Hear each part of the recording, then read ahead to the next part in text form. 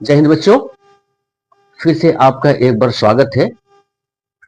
और इसके साथ साथ क्लास 10th के जितने 10th के बच्चे हैं, क्लास 10 के बच्चे हैं, अब बोर्ड नजदीक आ रहा है तो मैं डरवा नहीं रहा हूं। इसका मतलब मैं ही नहीं, किसी से डरने की आवश्यकता नहीं है। बस सही सुझाव के साथ डट करके काम करने की आवश्यकता है, खुश होकर के। ठीक है।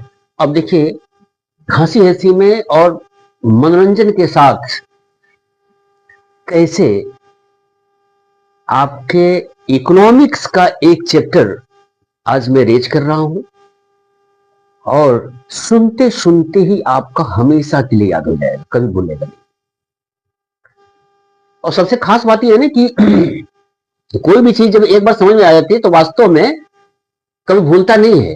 क्योंकि अभी आप लोग छोटे छोटे बच्चे हैं, ठीक है। 10th के बाद जब आगे जाएंगे, चाहे कुछ भी करेंगे, तो आप देखेंगे कि बातों बातों में आपको याद आ जाएगा, अरे ये ऐसा था। ठीक है, चलिए। तो आप खुश होकर के बस सुनिए और खूब एंजॉय करिए और खूब खुश रहिए। आइए, तो आपका यानी क्लास 10th के बच्चों के लिए एक चैप्टर में फिर रेज किया हूं, और उसका नाम है मनी एंड क्रेडिट। चलिए, ये तो याद आ गया कि हम लोग डिस्कशन करेंगे किस बात पर, मनी एंड क्रेडिट का। चलिए, कोई बात नहीं है। मान लीजिए कि आप कहीं से घूम करके घर में आए, ठीक है ना। आने के बाद आपने कहा, मम्मी आज खाने में क्या है? तो मम्मी ने कुछ बता दिया कि खाने में ये है। अरे आज ये खाने का मन कर रहा है। मम्मी ने कहा, बेटा है तो नहीं। अच्छा ठीक है, तुम पैसा दो, हम लेके आते हैं। बस अब जरा सोच लीजिए कि पैसा अगर न होता और आप जाते, मान लीजिए चॉकलेट खरीदने गए, तो क्या बिना पैसे के चॉकलेट मिलता? जैसे अभी आप सोच रहे हैं, सोचे हाँ ये तो बात सही है, तब चॉकलेट कैसे मिलता? क्योंकि आप इस समय इस युग में हैं जहां आपके पास पैसा है। तो आपने हाथ में क्या लिया? एक कागज का टुकड़ा लिया या मेटल का एक शेप लिया, यानी रुपया लिया या कॉइन लिया और लेके चल दिए। और बड़े विश्वास के साथ, जैसे ही आपको 100 का नोट मिला, बड़े विश्वास के साथ चल दिए क्या कि इससे हमें चॉकलेट अब मिल जाएगा। आपने कोई क्वेश्चन भी नहीं पूछा कि मिलेगा कि नहीं मिलेगा, और आप चल दिए। अब जब सोचिए कि ये कागज का टुकड़ा या ये मेटल का छोटा सा गोला सा शेप न होता तो आप चॉकलेट कैसे लाते? इसका मतलब क्या कि कुछ समय पहले ये चीजें यानी मनी नहीं था। और जैसे ही आप कल्पना करिए कि नहीं था यार, तब तो उस समय लोग अपनी आवश्यकता की चीजें जो जो उनकी जरूरत थी कैसे पूरा कर रहे होंगे, है ना। अगर उन्हें बाजार से कुछ खरीदना है या मान लीजिए कहीं से वो चीज लाना है जो उनके घर में नहीं है, तो पक्का है ना कहीं से आपको लेना ही पड़ेगा। तो आप कैसे लेंगे उनसे? और ऐसा कोई दुनिया में नहीं है जिसके पास सब कुछ उसी के घर में उपलब्ध हो। सबको कहीं ना कहीं से लेना ही पड़ता है, तब जाकर के उनकी खाना पूर्ति होती है। तब ऐसे कंडीशन में सबकी आवश्यकताओं की पूर्ति कैसे हुई होगी? तो पहले आप कल्पना करिए कि जब पैसा नहीं था और आपके दिमाग से मतलब मनी नहीं था, तब लोग कैसे सामान को खरीदते थे या अपनी आवश्यक चीजों की पूर्ति कैसे करते थे? तो कहीं ना कहीं से जाएंगे तो लाएंगे ना। तो दुकान पर क्या क्या लेकर के जाते थे कि उसको हम चॉकलेट लेके आए? जैसे आप कल्पना करेंगे ना, वैसे ही आपके दिमाग में आ जाएगा, हाँ यार तब तो कुछ न कुछ प्रॉब्लम था, जरूर कुछ न कुछ प्रॉब्लम था। बस तो सबसे पहले इस पैसे रुपए मनी से पहले ये देखें कि ये जो विकास हुआ, जो इन्वेंशन हुआ, आविष्कार हुआ मनी, जब ये नहीं था तब समस्या क्या थी और किस समस्या का समाधान ये मनी है। क्योंकि पक्का है समस्या रहा होगा और इसी वजह से इसका विकास हुआ होगा। समस्या ना होता तो किसी चीज का विकास कहां होता है। लोग पहले पैदल चला करते थे, बहुत समय लगता था पहुंचने में, धीरे धीरे धीरे धीरे सब दिमाग लगाते गए, तब व्हीकल्स का विकास हुआ, तब तेज गति से वहां पहुंचने लगे। इसी तरह से मनी कैसे आया। अब देखिए, तो इसका मतलब क्या, इसका मतलब मान लीजिए मनी नहीं था, यानी रुपया पैसा नहीं था और चॉकलेट लेना था आपको, तो दुकान पर चॉकलेट था।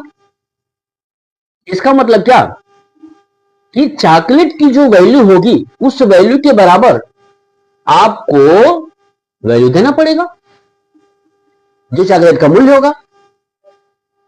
तो जब पैसा नहीं था तो मम्मी, मान लीजिए कि आपके घर में चावल था, राइस था, ठीक है, एक क्वांटिटी बैग में दे दी आपको, आप राइस लिए झोले में और चले गए दुकान पे। आपने कहा कि भैया मुझे चॉकलेट दे दो। दुकानदार देखिए अब क्या कहेगा। अगर दुकानदार को चावल की जरूरत नहीं है तो क्या वो आपको चॉकलेट देगा? नहीं देगा। अगर जरूरत है तब तो दे देगा, क्योंकि आपको जरूरत है किसका? चॉकलेट का। और चॉकलेट को लेने के लिए उससे चॉकलेट के बराबर का मूल्य आप देंगे। तो आपके पास क्या है? चावल है, वस्तु है, गुड्स है। तो आप जब उसको देने लगे, अगर उसको चावल की जरूरत है तब तो आपका चावल का वो झोला ले लेगा और चॉकलेट आपको दे देगा, तो दोनों का काम हो गया। तब यहां पर उस सिक्के की या उस नोट की कोई जरूरत नहीं थी, काम हो गया। इसका मतलब क्या कि आप पैसा लेके दुकान पर गए अपनी आवश्यकता की पूर्ति के लिए, वो तो आपका चावल से ही हो गया। लेकिन कल्पना करिए, यदि उसको चावल की जरूरत न होती तो क्या वो आपको चॉकलेट देता? नहीं देता। इसका मतलब आपकी जरूरत थी चॉकलेट की, उसको जरूरत थी चावल की, इसलिए दोनों की आवश्यकता की पूर्ति हो गई। और दोनों की आवश्यकताएं अगर एक साथ नहीं मिलती तो क्या पूरा होता? नहीं होता। तो जब मनी नहीं था, जब पैसा नहीं था, तो उस समय लोग क्या करते थे?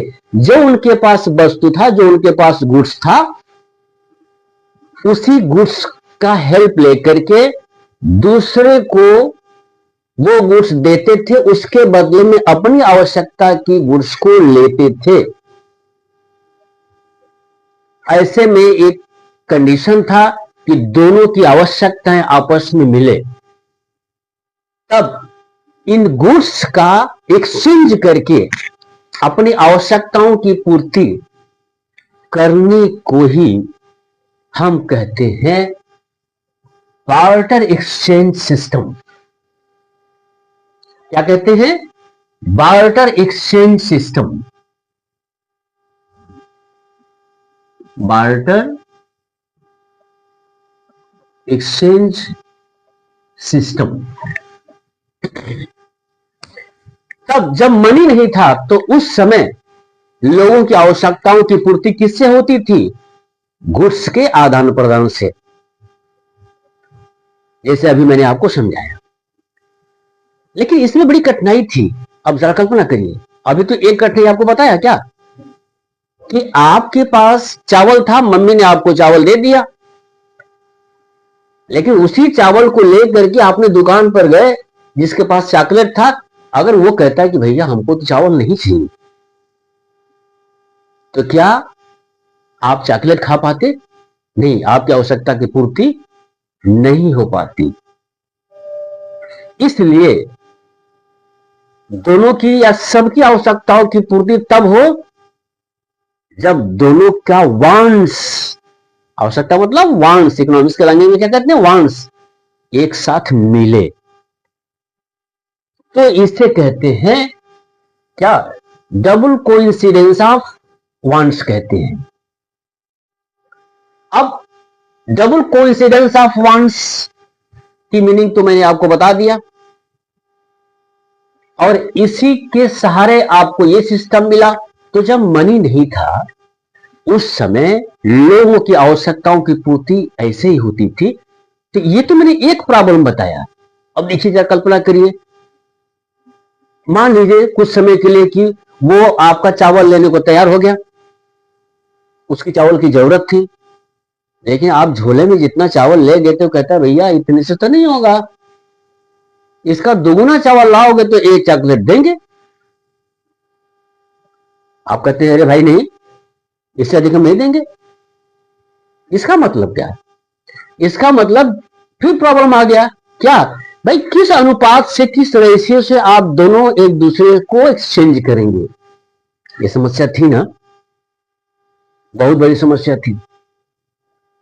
और ऐसे कंडीशन में ऐसे ही कई समस्याएं थी, और जिसकी वजह से बार्टर एक्सचेंज सिस्टम में लोगों के आवश्यकताओं की पूर्ति करना कठिन हो गया था। अब लोग अपनी आवश्यकताओं की पूर्ति करने में जब कठिनाई महसूस होती थी, लोगों की आवश्यकता पूर्ति नहीं होती थी, तब दिमाग में बात आया क्या कि अगर मान लीजिए कि हमारे पास जो चीजें हैं सरप्लस मात्रा में, उसके थ्रू हम दूसरी चीजें, दूसरे सामान, दूसरे गुड्स लेना चाहते हैं, लेकिन वो सामान हमसे एक्सचेंज करना नहीं चाहता है, क्योंकि मेरे पास अगर राइस है तो उसके पास जो है राइस की आवश्यकता नहीं है, कुछ दूसरे चीज की आवश्यकता है, वो हमारे पास नहीं है, तो नहीं हो पाता था। अब ऐसे कंडीशन में हुआ क्या कि ऐसे कंडीशन में ये हुआ कि हमारे, यानी हम जो चॉकलेट लेना चाहते हैं, हमारे पास राइस है, और मान लीजिए कि वो राइस नहीं लेना चाहता है, वो व्हीट लेना चाहता है, लेकिन हमारे पास व्हीट नहीं है, तब तो व्हीट वाले को ढूंढेगा।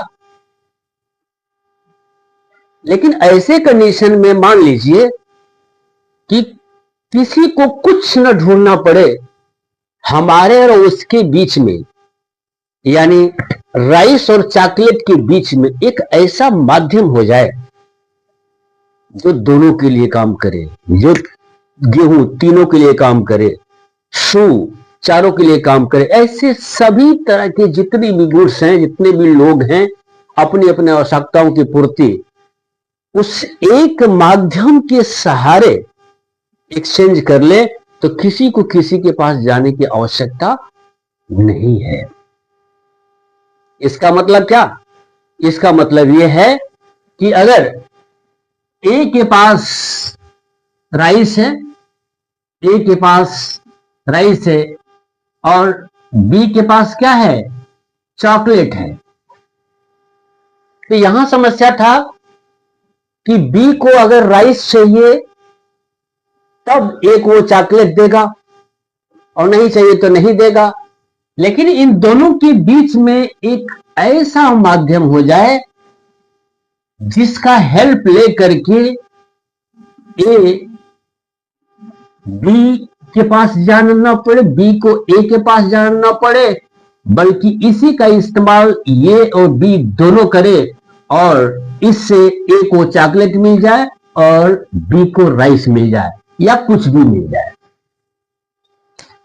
तब एक माध्यम का खोज किया गया, और उसी माध्यम से तमाम गुड्स का मूल्य निर्धारित किया गया, और वो गुड्स कोई भी हो सकता था। उसी के सहारे राइस का कितना मूल्य होगा, कितनी क्वांटिटी राइस मिल सकती है उसके सहारे। जैसे मान लीजिए ये मार्कर है, तो इस एक मार्कर से मान लीजिए मैंने कहा कि 5 किलो राइस मिल सकता है, इस एक ही मार्कर से 3 चॉकलेट मिल सकता है, इस एक मार्कर से 2 किलो गेहूं मिल सकता है। तो इन तीनों के बीच में मार्कर आ गया, तो हमारे सब तीनों के पास अगर मार्कर हो तब आराम से तीनों अपनी हर चीजों की आवश्यकताओं की पूर्ति कर लें। तो वही जो बीच में आया वो इसके सहारे लोग एक्सचेंज करना शुरू किए। अब उसमें गुड्स की आवश्यकता नहीं, एक्सचेंज करने के लिए सब अपने पास क्या रखने लगे, मार्कर रखने लगे। और यही मार्कर मीडियम बना किसका, एक्सचेंज का। इसे कहते हैं medium of exchange. Medium of exchange समझ में आ गया ना, क्या कि हमारे पास अगर मार्कर है तो ही एक माध्यम बनेगा, इसी के सहारे हम इसी को लेके जाएंगे चॉकलेट वाले के पास, वो हमें चॉकलेट दे देगा। चॉकलेट वाला इसी को लेके जाएंगे गेहूं वाले के पास, गेहूं दे देगा। सबके पास यही है, यही माध्यम बन गया। तो ऐसी कोई भी चीज जो एक्सचेंज का माध्यम बन जाए और सबकी आवश्यकताओं की पूर्ति हो जाए, उसे ही क्या कहते हैं, मीडियम ऑफ एक्सचेंज कहते हैं। तो मैंने कहा कुछ भी हो सकता है, लेकिन वो जो कुछ भी होगा वो यूनिवर्सली एक्सेप्टेड होना चाहिए, मैं सभी स्वीकार करें तो नहीं ये मार्कर क्या होता है। लेकिन ऐसा हुआ, क्यों हुआ भाई, अरे भाई जब इतनी तकलीफ सबको होती थी बार्टर सिस्टम में, तो लोग समझौता नहीं करेंगे, बिल्कुल करेंगे। बोले कि कुछ तो समस्या होना चाहिए, सोल्यूशन समस्या का सॉल्व किए।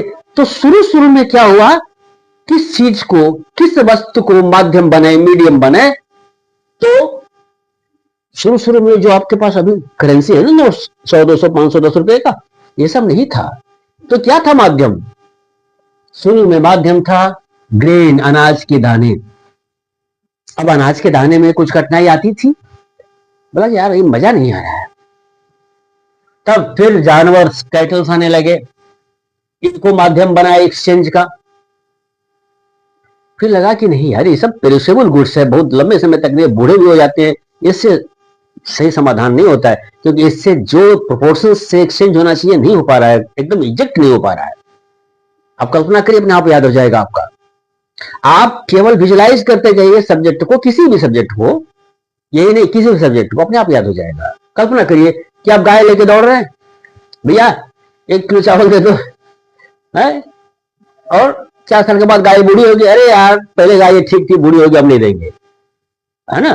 तब लोगों ने सोचा यार अब सी समस्या हो गई। तब विकास हुआ फिर उस माध्यम का, उस मीडियम का। तो अब उसके बाद मेटालिक क्वाइंस आने लगे, जो हिस्ट्री में आप पढ़ते थे, है ना, गोल्डन यानी गोल्ड का क्वाइन, सिल्वर का क्वाइन, कॉपर का क्वाइन। तब ये माध्यम बनता था, तो लोगों को बड़ा आराम मिला। क्या, अरे यार ये तो सोना है बहुमूल्य, ये तो चांदी है बहुमूल्य, बहुत दिनों तक टिका भी रहेगा, न घिसेगा न पीटेगा, और आराम से ये जितने साल तक कोई रखेगा उतना मूल्य उसको हमेशा बरकरार रहेगा। तब ये चलता था। अब धीरे धीरे विकास होने लगा, लोगों को लगा अरे बहुत बहुमूल्य है। अब जानते ही इतिहास में पढ़े होंगे, इसकी चोरी होती होगी, है ना, लोग स्टॉक बना के अपने आप डंप कर लेते होंगे। ये यार हमको चाहिए सामान, तो पैसे नहीं है, किसी के पास नहीं मिल पा रहा है। बोले यार छोड़ो, किसी दूसरे माध्यम का विकास किया जाए, यानी मीडियम का विकास किया जाए। तब ऐसे में अब इसी प्रोसेस में, अभी बहुत है लेकिन आपके सिलेबस में इतना ही है, इसी प्रोसेस में तब यानी आधुनिक युग में जिस मीडियम का आविष्कार हुआ उसे करेंसी कहते हैं। और जहां से मैंने शुरू किया था ना, आपके पास करेंसी नोट 10 रुपए, 50 रुपए, 100 रुपए का या 500 रुपए का, वो ही करेंसी नोट, ये मॉडर्न युग का माध्यम है। क्वाइन मॉडर्न युग का क्या है, माध्यम है और कुछ नहीं है। अन्यथा यार उस कागज के टुकड़े में क्या है, कुछ है? जब डिमोनेटाइजेशन हुआ था, यानी जब मनी को स्क्रैप में डाल दिया था, 500 रुपए की नोट को, 1000 रुपए की नोट को, तब बताइए रोड पर जो फेंका मिलता था, कोई उठाता था उसको? नहीं। क्यों? स्क्रैप हो गया। इसका मतलब क्या कि इन सभी माध्यम का कोई मूल्य नहीं है। हम सब स्वीकार करते हैं इसलिए मूल्य है। तो इसीलिए ये जो आप करेंसी लेके घूमते हैं, सभी स्वीकार करते हैं, इसलिए आप बहुत उसको छुपा के रखते हैं। क्या, अरे यार इसको गिरने ना पाए, बहुत बहुमूल्य है। तब उससे आप जो सामान खरीदना चाहते हैं खरीद लेते हैं, है ना, और बेचते हैं तो फिर वही आपको मिलता भी है। तो खरीदने बेचने के बीच में जो माध्यम हो जाता है वही करेंसी नोट हो गया, वही कॉइन्स हो गया। ये क्या है? मॉडर्न जो है युग का मीडियम है, माध्यम है। फिर हुआ, अरे यार इतना नोट पानी करेंसी लेके कौन घूमे, है ना? तब फिर नया विकास हुआ, है ना, नया विकास हुआ।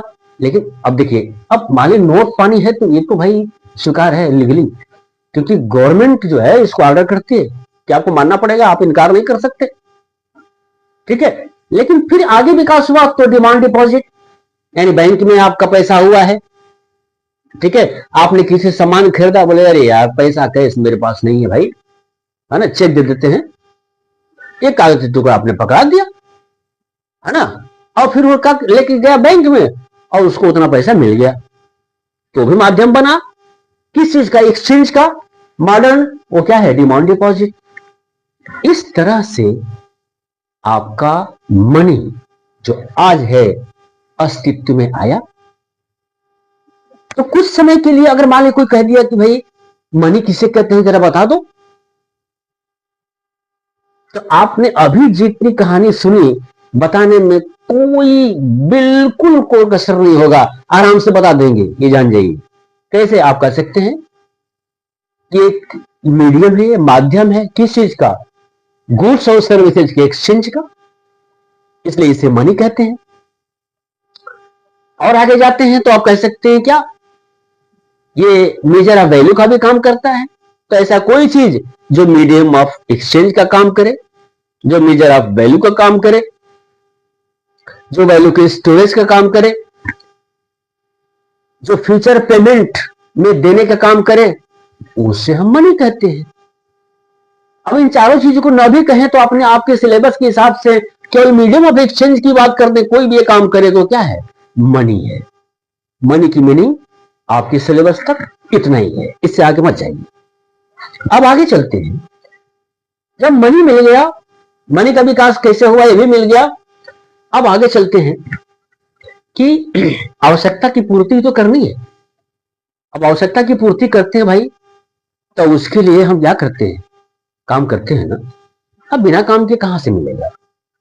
बार्टर सिस्टम था तो उस समय भी हम लोग कुछ न कुछ काम करते थे ना, भले उसके बदले में हम लोगों को पैसा रुपया नहीं मिलता था, अनाज पानी मिलता था, कुछ तो मिलता था, वस्तु मिलता था।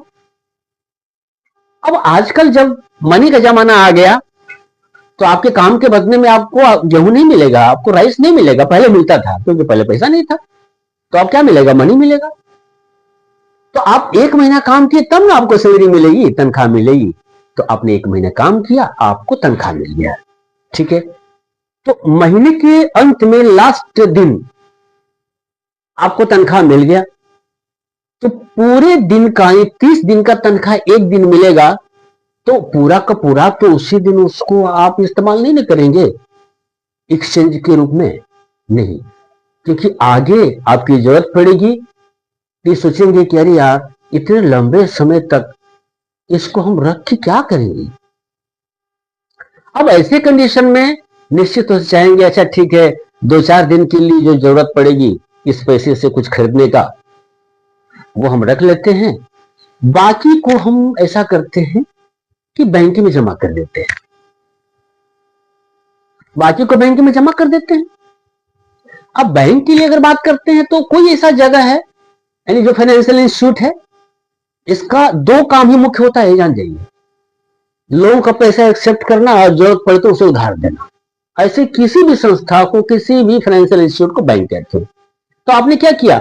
उठा करके पैसा, मान लीजिए आपको 1000 रुपये मिला, 2-4 दिन के काम के लिए 200 रुपया आपने पास रख लिया, 800 रुपया आपने बैंक में जमा कर दिया, बैंक वाला ले लिया, बैंक ने एक्सेप्ट कर लिया उसको।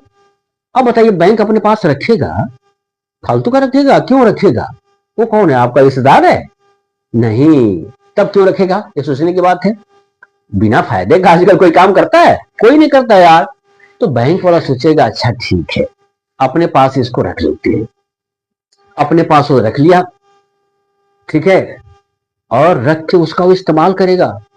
अपने पास रख करके क्या इस्तेमाल करेगा?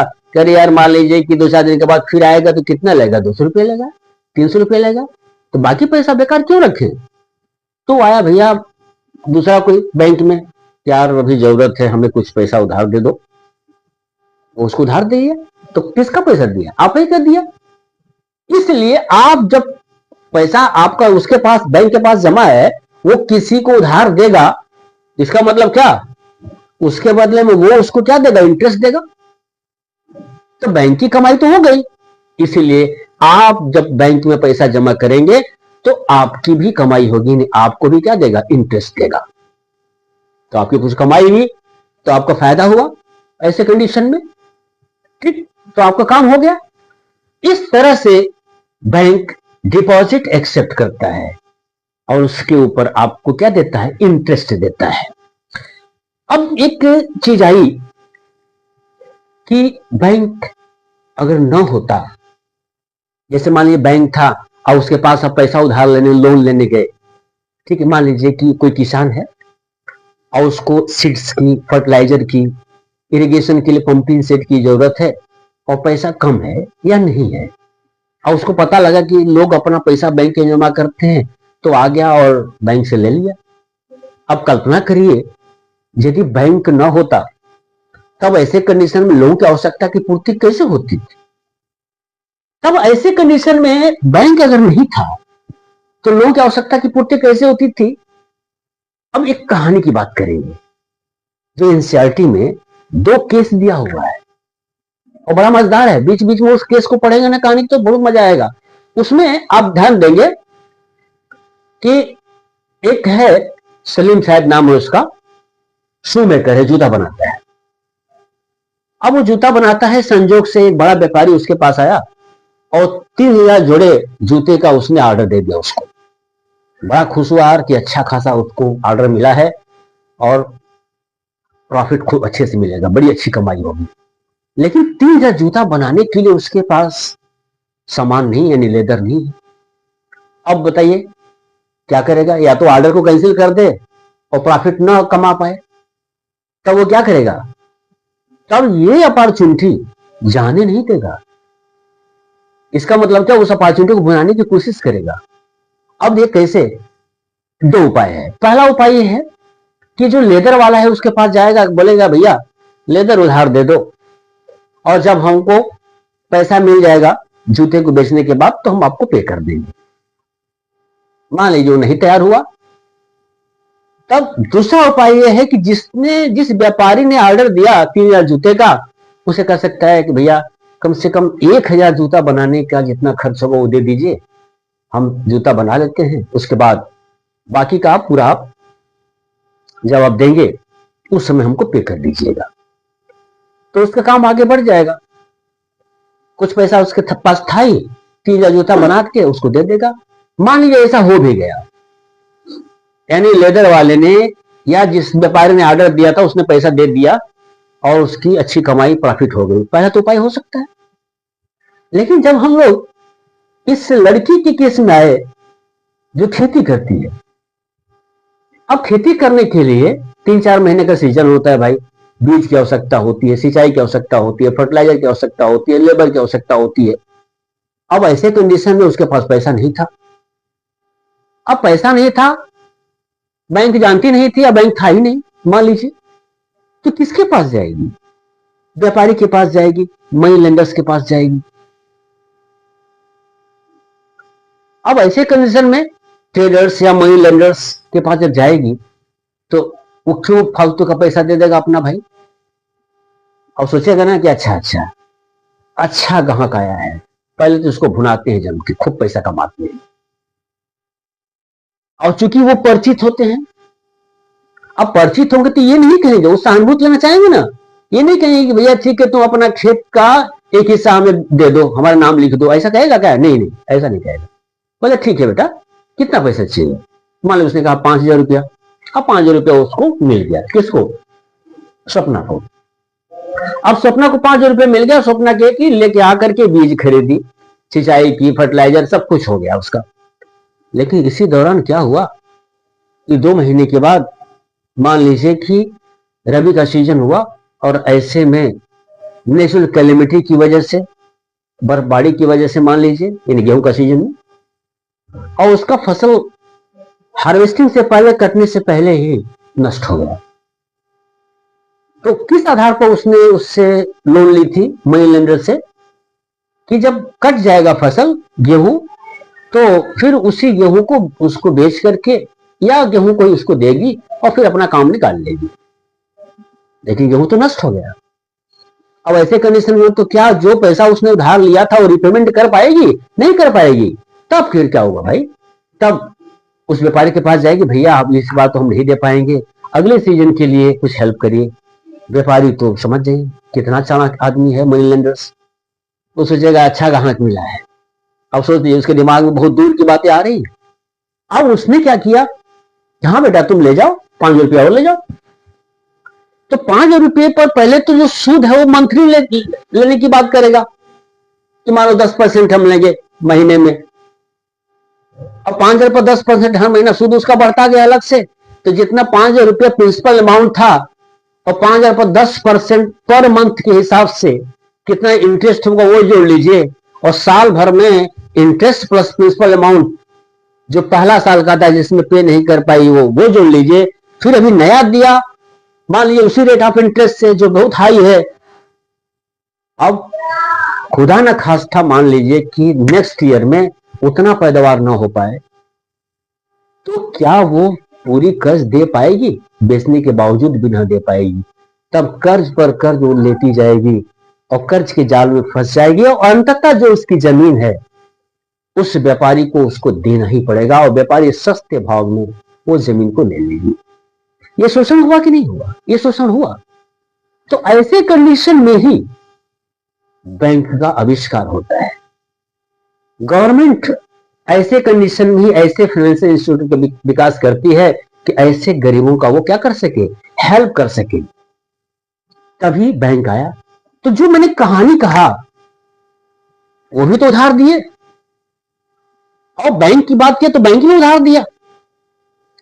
लेकिन पहले वाले में और दूसरे वाले में एक फर्क है। जो मनी लेंडर्स हैं, ट्रेडर्स हैं, वो इनफॉर्मल सेक्टर्स में आते हैं, और बैंक किस में आता है? फॉर्मल में आता है। तो बैंक फॉर्मल में आता है। बैंक गवर्नमेंट ने उसको एस्टेब्लिश किया है, तो गवर्नमेंट भलाई के लिए करेगी ना। गवर्नमेंट किसकी है? लोगों की, हमारी है, आपकी है, सबकी है। तो बैंक ने खोला और उसके ऊपर कमर्शियल बैंक के ऊपर रिजर्व बैंक ऑफ इंडिया को रख दिया गया कि व्यापारी की तरह सूदखोर मत हो जाना, ज्यादा इंटरेस्ट मत लेना, क्योंकि गरीब या कोई भी लेता है उधार या लोन तो उसकी बड़ी सख्त आवश्यकता होती है तब लेता है ना। इसलिए शोषण नहीं करना, इसके लिए रिजर्व बैंक ऑफ इंडिया हमेशा एनालाइज करती रहती है, सर्वे करती रहती है कि कमर्शियल बैंक कहीं गलती काम तो नहीं कर रहा है। इसीलिए ये पैसा जो जमा हुआ, लोगों ने जमा किया, जो उन्हें पैसा मिला अपने कमाई के बाद, तो उसी पैसे से बैंक जो है लोगों के लिए लोन देती है। अब बैंक लोन देती है, rate of interest per annum होता है, बहुत कम होता है, और ऐसे कंडीशन में निश्चित तौर से बहुत ज्यादा गरीबों का हेल्प मिलता है। लेकिन एक बात कहना चाहेंगे कि इस कहानी में लोन देने के प्रोसेस में, क्रेडिट क्रिएशन में एक प्रॉब्लम आता है। प्रॉब्लम क्या आता है कि ये जो मनी लेंडर्स ट्रेडर्स होते हैं, ये परिचित होते हैं, आसपास के होते हैं, इसलिए बड़े आसानी से इनको दे देते हैं कि बाद में जाएगा कहां, इनका हम गर्दन पकड़ लेंगे और पूरी संपत्ति इनका हड़प लेंगे। और इससे बचने के लिए अगर बैंक में जाना चाहता है तो बैंक में निश्चित तौर से एक प्रॉब्लम है, और विकट प्रॉब्लम है। और ये जो प्रॉब्लम है वास्तव में वो है टर्म्स ऑफ क्रेडिट का प्रॉब्लम। बैंक किसी को पैसा उधार देगा बिना कोलेटरल का नहीं देगा। कोलेटरल का मतलब क्या? कोई ऐसी संपत्ति वो अपने पास रखना चाहेगा कि अगर आप लोन न दे पाए तो उसी को बेच करके रिपेमेंट करा देगा, डिमांड नहीं करेगा, आपको वाजिब मूल्य मिलेगा। इसलिए मान लीजिए कि आप किसान हैं तो जमीन के ऊपर आपको लोन देगा, या कोई फाइनेंशियल डॉक्यूमेंट है उसके ऊपर देगा, गाड़ी है उसके ऊपर दे देगा आपको। ऐसी कोई संपत्ति होनी चाहिए जिसके आधार पर वो आपको लोन देगा, जिसे हम कोलेटरल कहते हैं। यह है कोलेटरल। मान लिया आपने दे दिया और उसने तय कर दिया कि आपको इतना लोन चाहिए, हम दे देंगे, तब फिर रेट ऑफ इंटरेस्ट तय करेगा। ठीक है, जो रिजर्व बैंक बताएगा उस रेट ऑफ इंटरेस्ट पर भी मान लीजिए आप तैयार हो गए तो आपको लोन देगा। लोन देने के साथ ही साथ जो आप कागज देंगे उसका डॉक्यूमेंटेशन रिकॉर्ड मेंटेन करेगा, अपने पास मंगाएगा, वो रख लेगा, तो क्या हो गया, डॉक्यूमेंटेशन हो गया। और फिर आपको बताएगा कि कब कब कितना कितना पैसा आपको जो लोन है उसकी उधारी वापसी करनी है, यानी रिपेमेंट करना है। वो हो गया मोड ऑफ रिपेमेंट। और इन चारों को अगर मिला देते हैं तो उसे कहते हैं टर्म ऑफ कंडीशन। बैंकों में, कमर्शियल बैंक में ये एक समस्या आ गई है कि इसकी डॉक्यूमेंटेशन में, प्रोसेसिंग में बड़ा समय लग जाता है। अब किसान है, 3-4 महीने की खेती है, 3-4 महीने दौड़ता ही रह गया तब तो उसका बेकार चला गया ना भाई रिसोर्सेज, तो कोई कमाई नहीं हो पाएगी। यही कारण है कि इंडिया में अधिकांशतः गरीब लोगों को इनफॉर्मल सेक्टर में जाकर के लोन लेना पड़ता है, शोषण हो रहा है, अभी बैंक वहां तक नहीं पहुंच पा रहा है। शहर में अभी ज्यादा एक्टिव है, इसलिए बैंक को, चाहे कमर्शियल बैंक हो या कोऑपरेटिव बैंक हो, इनको एक्टिव होना पड़ेगा। और टर्म ऑफ कंडीशंस किसका, क्रेडिट का, इसको थोड़ा सा लिनिएंट करना पड़ेगा, आसान करना पड़ेगा, ताकि और इस समय हो रहा है, इस समय थोड़ा सा गवर्नमेंट सावधान है, इसलिए सबको लोन मिल जा रहा है और सब सजग भी हो गए हैं। तो ये प्रोसेस है किसका, फार्मर का। और अगर ये चला तो निश्चित तौर से अच्छा काम हो जाएगा। तो आपने देख लिया कि इसी के थ्रू फार्मल सेक्टर क्या होता है, क्रेडिट क्रिएशन का, और इनफॉर्मल सेक्टर क्या होता है, ये आपने तय कर लिया, आपने समझ गए होंगे। ठीक है ना, उसके सिम्टम्स भी इसी कहानी के माध्यम से मैंने बता दिया है अच्छे ढंग से।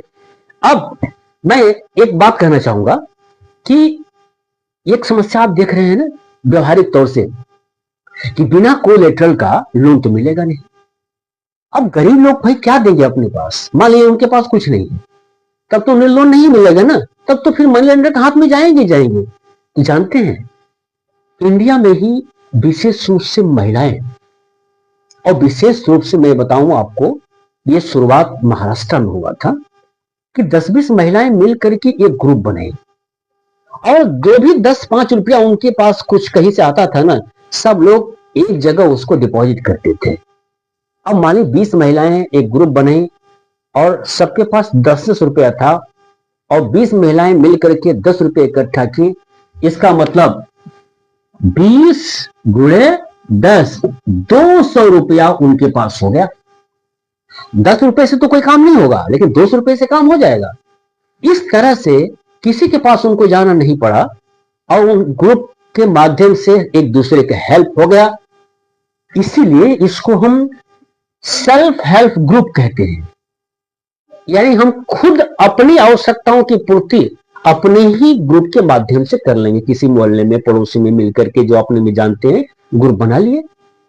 अब उनके पास इतना पैसा कुछ आने लगा कि अगर किसी की जरूरत पड़ी तो उसको दे दिया, एक नॉर्मल एकदम नॉमिनल रेट ऑफ इंटरेस्ट तय कर दिया, और सब लोग बता देखो भाई ये सबकी जरूरत पड़ेगी, इसलिए समय से देते रहना।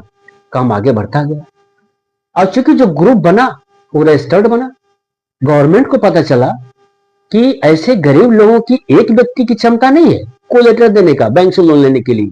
लेकिन सेल्फ हेल्प ग्रुप को मिला के देखा जाए तो अब ये क्या करते थे, इनके भी दिमाग में आया कि यार गवर्नमेंट ने बैंक बनाया है, और पैसा अगर उनके पास जमा करते हैं तो हमको इंटरेस्ट भी मिलेगा।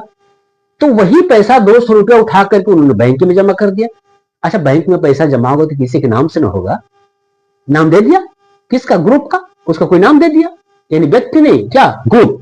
अब बैंक जब खाता देखा है अकाउंट, तो उसने क्या दिमाग में आया, अरे यार ये तो किसका है, ये तो इसमें ग्रुप है, इसमें 20 लोग हैं। उसके दिमाग में आया कि 20 लोग, पहले तो एक लोग आते थे भी 10 रुपया देते थे, अब 20 लोगों का एक साथ मिलकर हमारे पास 200 रुपया आ रहा है।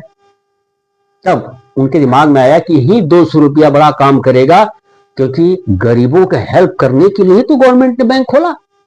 बस उनकी ही डिपॉजिट को कोलेटरल मान लिया, यानी 200 रुपया बैंक में अगर जमा है उनका, तो बैंक ने उन्हें ही कोलेटरल मान लिया, और फिर उनको जानते हैं उनको लोन देना शुरू किया। और गवर्नमेंट ने बड़ी अच्छी पॉलिसी, अगर आज की बात करें तो बनाई है क्या, अगर स्टेट बैंकिंग में ये लोग जाते हैं तो 10 लाख रुपए तक इन्हें कोई कोलेटरल देने की आवश्यकता नहीं है, वही डिपॉजिट के बेसिस पर उनको लोन मिल जाएगा। इसके ऊपर से तो थोड़ा सा देना पड़ेगा और रेट ऑफ इंटरेस्ट बहुत ही कम होता है, क्योंकि हेल्प करना है गवर्नमेंट को। तो सेल्फ हेल्प ग्रुप का इस ढंग से विकास हुआ और इस तरह से बैंक ने इनका हेल्प करना शुरू किया और जितने भी गरीब थे अधिकांशतः अब वो बैंक का हेल्प लेकर के और इनफॉर्मल सेक्टर्स में ट्रेडर्स और मनी लेंडर्स के शोषण से बच गए और धीरे धीरे काम होने लगा। लेकिन एक बात कहेंगे, अभी भी उस लेवल तक गवर्नमेंट नहीं पहुंची है, बैंक नहीं पहुंचा है जिससे पूरे गरीबों का हो सके विकास। लेकिन पहले की तुलना में 1947 के बाद से लेकर अब तक की अगर बात करें तो बहुत विकास हुआ है और जिस स्पीड से चल रहा है उम्मीद है कि आगे भी हो जाएगा। ये रहा समराइजेशंस। मैं उम्मीद करता हूं ये चैप्टर आपको याद हो गया होगा। ऐसे ही हम आप मिलते रहेंगे। बहुत बहुत धन्यवाद।